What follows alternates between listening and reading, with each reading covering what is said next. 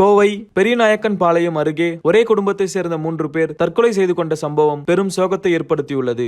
கதிர்நாயக்கன் பாளையம் மின்வாரிய அலுவலகத்தில் ஜூனியர் இன்ஜினியராக பணியாற்றி வந்த கமலேஷ், அவரது மனைவி இலக்கியா மற்றும் 10 வயது மகள் ஆகியோர் விஷம் குடித்து உயிரிழந்தனர். இலக்கியாவுக்கு புற்றுநோய் இருந்து வந்ததாகவும் நீண்டகால சிகிச்சை பலனளிக்காததால் மனவேதனையில் குடும்பத்துடன் தற்கொலை முடிவு எடுத்ததாகவும் கமலேஷ் வெளியிட்ட வீடியோவில் குறிப்பிட்டுள்ளார். அந்த காணொலியை தன்னுடன் பணியாற்றும் நண்பர்களுக்கு வாட்ஸ்அப் மூலம் மெசேஜ் அனுப்பிவிட்டு உணவில் விஷம் கலந்து அந்த உணவை மூவரும் உண்டு தற்கொலை செய்துள்ளனர். இது குறித்து போலீசார் தீவிர விசாரணை மேற்கொண்டு வருகின்றனர்.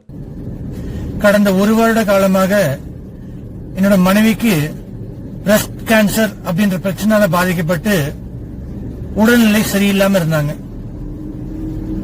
எத்தனையோ ட்ரீட்மெண்ட் எடுத்தோம், அவங்களுக்கு எந்த முன்னேற்றமும் இல்லைங்க. இப்ப கடந்த சில நாட்களாக மேலும் அவங்க உடல்நிலை மோசமாயிருச்சு. எங்களுக்கு என்ன பண்றதுனே தெரியலைங்க.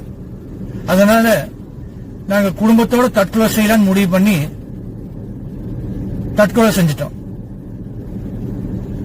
நாங்க இறந்ததுக்கு அப்புறம் எங்களோட உடல்களை நேரடியாக மருத்துவமனைக்கு எடுத்து சென்று போஸ்ட்மார்ட்டம் செய்யாமல் வீட்டிற்கும் எடுத்து செல்லாமல் ரஸ்கானியில் இயங்கி வரும் CSI கிருஷ்ணநாதர் ஆலய கல்லறை தோட்டத்திற்கு